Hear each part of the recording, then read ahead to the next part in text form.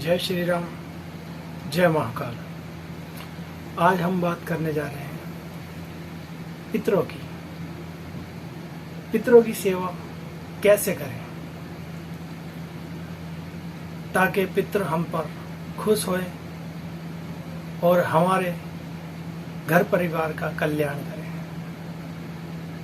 तो जय श्री राम, जय महाकाल। मैं हनुमान बाबा का छोटा सा बेटा आप सबका स्वागत करता हूँ। पितृ कौन होते हैं एवं पितृ कैसे उत्पन्न होते हैं एवं पितृ कैसे बनते हैं। पितृ हमारे घर के वह सदस्य होते हैं जो कि गुजर चुके होते हैं एवं मर चुके होते हैं। उनके अंदर चाहे हमारे दादा हों या परदादा हों या हमारे कोई भाई हों या हमारे घर के कोई ऐसे बच्चे हों जो कि बाल अवस्था में एवं जवान हो करके या फिर बुजुर्ग अवस्था में गुजर गए हों, जो कि पितृ योनि में आ गए हों एवं पितृ बन गए हों। पितृ जब बनते हैं जब कर्मों पे निर्धारित होता है ये पितृ बनना। कर्मों के हिसाब से ही पितृ बनते हैं। अब हम बात करेंगे पितरों की सेवा की। पितरों की सेवा कई प्रकार से करी जाती है। कई भाई बहन पितरों की सेवा अपने खेतों के अंदर स्थान दे करके उनकी वहां पर सेवा करते हैं, और कई भाई बहन पितरों की सेवा अपने घर की दहलीज पर पितरों का स्थान बनाकर करते हैं, और कई भाई बहन अपने घर के अंदर भी पितरों का स्थान बनाकर वह करते हैं। तो पितरों की सेवा कब कब और कैसे कैसे होती है। पितरों की सेवा आप पर डे यानी कि डेली भी कर सकते हैं, और आप मावस की मावस भी पितरों की सेवा कर सकते हैं। कई भाई बहन हैं जो कि डेली पितरों की सेवा करते हैं, और कई हैं जो कि मावस पे पितरों की सेवा करते हैं, और कई भाई बहन हैं जो कि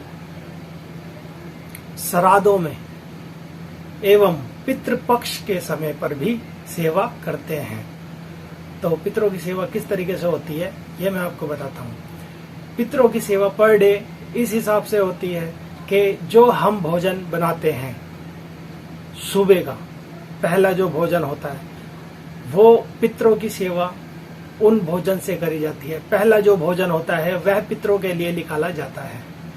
और कई भाई बहन पानी की सेवा भी करते हैं, जैसे कि मैं करता हूँ।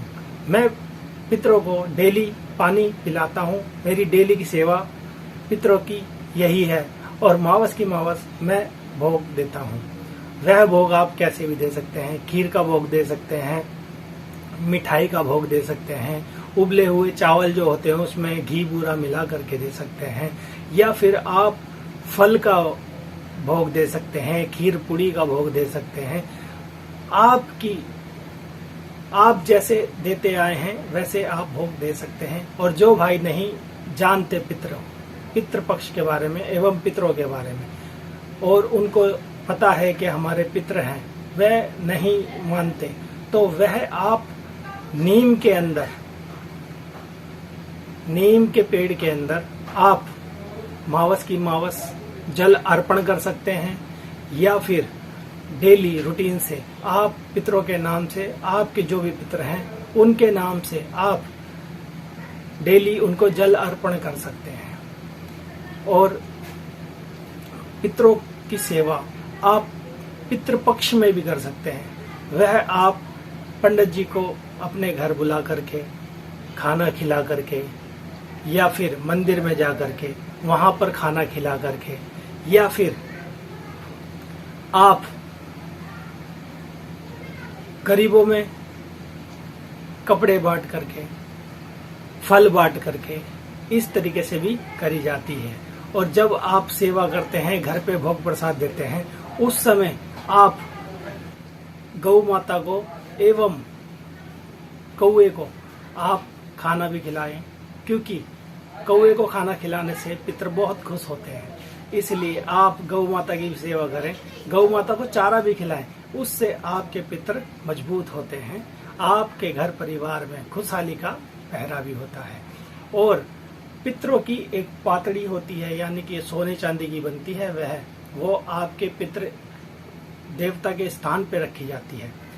उस पातड़ी को आप हरिद्वार जैसे आप जाते हैं, या फिर गढ़गंगा जाते हैं, या फिर किसी भी धार्मिक स्थल पर जाते हैं, तो वह पितरों की पातड़ी आप साथ लेकर के जाएं और वहां पर भूखों को खाना खिला करके, और आप वहां पे नहा करके उनका भोग प्रसाद दे करके, इस तरीके से उनको वहां पे नहलाकर लाया जाता है।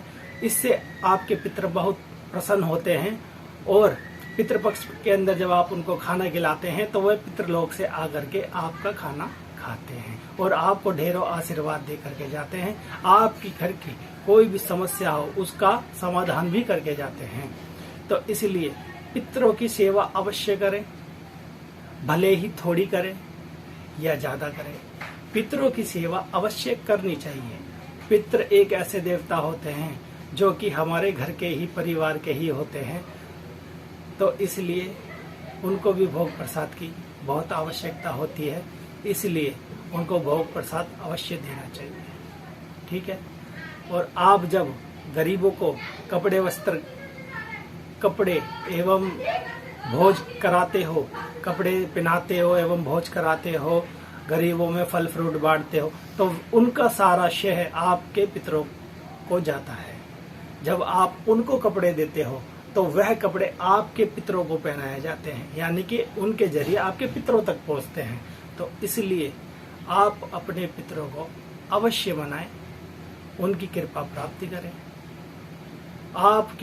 जब आपके काम धंधे नहीं चलते तो उन काम धंधे को चलाने में पितर आपकी अनंत सहायता करते हैं। जब घर के अंदर कोई बीमारी आने को होती है तो उस बीमारी से भी आपको पितर ही छुड़ाते हैं एवं आपकी हर तरीके से सहायता करते हैं। तो इसलिए मेरा ये कहना है कि पितरों की सेवा आप जरूर करें, ठीक है। अगर आपको पितरों की सेवा नहीं करनी आती तो आपके यहाँ कोई भी पंडित जी हैं, उनसे जाके पूछिए कि मैं पितरों की सेवा करना चाहता हूँ तो किस तरीके से करूँ, वह आपको सब चीज बताएंगे। तो मेरा यही कहना है, आप पितरों की सेवा करें और हमारे चैनल से यूं ही जुड़े रहें। जय श्री राम, जय महाकाल, जय बालाजी महाराज। और आपसे बस मैं यही कहना चाहूँगा, लाइक करें, कमेंट करें, सब्सक्राइब करें एवं शेयर करें। जय श्री राम।